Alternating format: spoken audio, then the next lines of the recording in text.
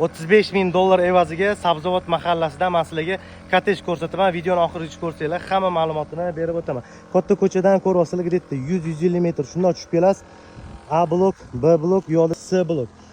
Hamma qo'ni-qo'shnilarniki tayyor deyarli. Bizaniki yo'q tarafda korobka holatida 08 sotu yer maydoniga qurilgan. Kadastr dokumentlari hammasi tayyor. Kadastrda ham 08 sotu, lekin o'lchab ko'rsanglar 1-2 sotaq chiqadi.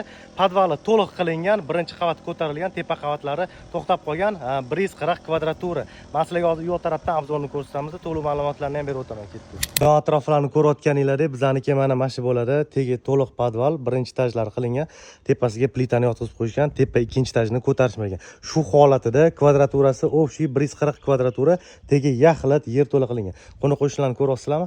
Ozgina mamtlar bardak e'tibor bermaymiz, chunki yer hisobida deyishyapti deyarli. Zato kadastrlar tayyor, egaligi ham tayyor. Bir kunda nomiyliga o'tadi, notarius bo'ladi. Qibray tumani Sabzavot mahallasida joylashgan, narxi $35,000 mana mana shu turishida.